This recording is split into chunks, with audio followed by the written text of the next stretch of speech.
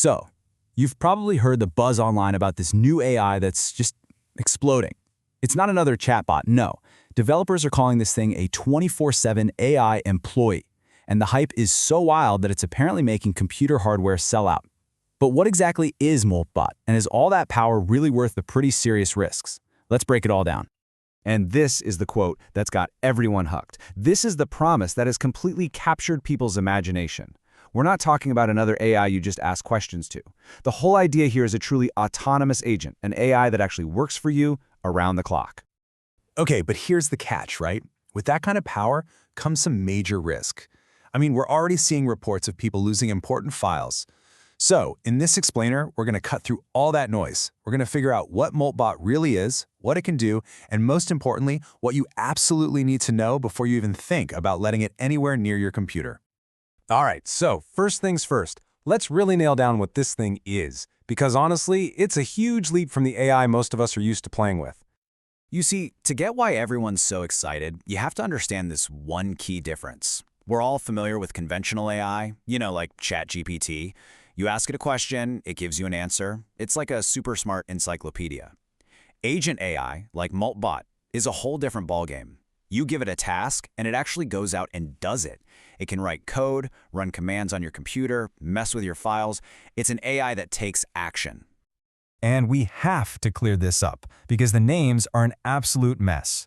First, you've got Claude. That's the powerful AI model from Anthropic that's behind a lot of this.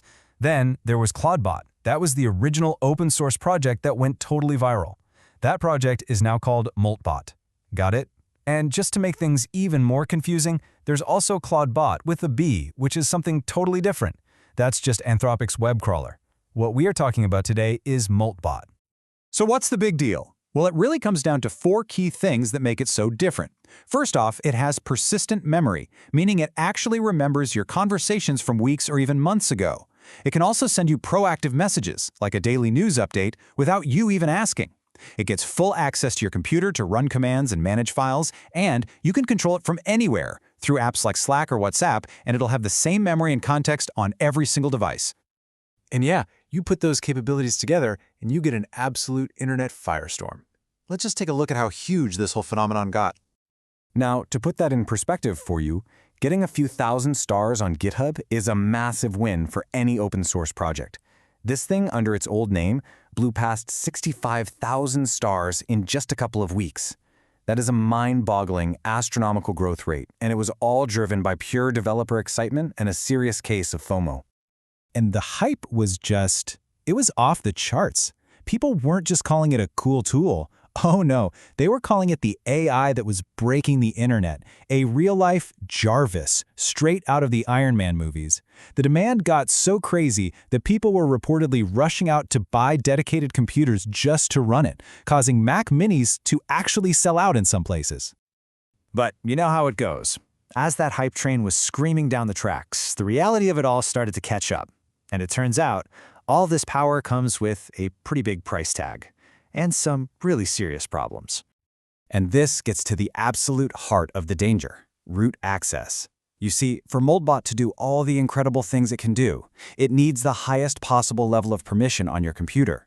That means it can do, well, anything. It can read your private files, it can delete your critical data, it can install whatever it wants. You're basically handing over the keys to the kingdom. And look, this isn't some what-if scenario. There are already real reports from users who have lost everything. Irreplaceable personal files. We're talking family photos, just gone. It's the ultimate double-edged sword. You give the AI this incredible freedom, but one tiny mistake from the AI or even in your own prompt could be absolutely devastating. All right, let's talk about the cost, because it's not exactly free. The Moltbot software itself, yeah, that's free and open source. But running it? That's another story. First, you need the machine to run it on. Either a dedicated computer or a cloud server that'll run you about $5 a month. Second, you have to pay for the AI model's brain, which means paying API fees. And depending on how much you use it, that can be anywhere from $20 to over $100 a month. So here's a really crucial thing to understand right now. Moltbot is not some simple app you can just download. It's been called a geek toy for a reason. You have to be comfortable using the command line and doing some technical setup. This is for the tinkerers and the developers, not the average person. At least, not yet. This quote, talking about the project's original name, just hits the nail on the head. The potential is massive, you can't deny it. But the complexity, the cost, and those huge security risks mean it's definitely not a tool for everybody. So with all these issues, why on earth is everyone still so excited about it? Simple. Because when this thing works, wow, it works in a way we've just never seen before. Let's dig into what this AI employee can actually pull off. For professionals, the possibilities are just mind-blowing, especially in an area like digital marketing.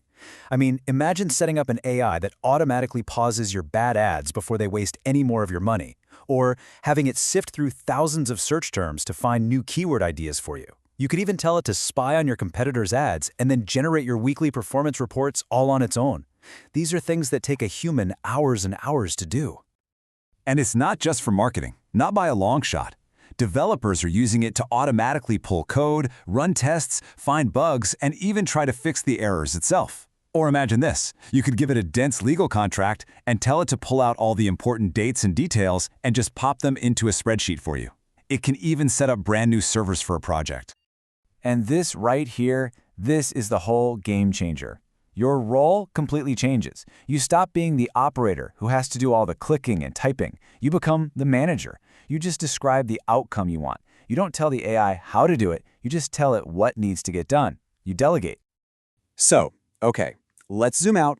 What does all this really mean for the future of AI? Where is all this headed?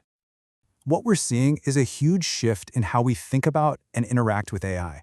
We're moving away from a world where we treat AI as this sort of oracle, a wise source you go to for answers. And we're entering a new era where we treat AI as an employee. It's a partner you can actually delegate real work to, a tool that actively helps you get things done instead of just giving you advice. So look, Moltbot, with all its current rough edges and dangers, it's really a preview of what's coming. It's proof that the age of autonomous AI agents is already starting. So the big question we all have to start asking ourselves is no longer if we're going to have AI employees, but how are we going to choose to manage them?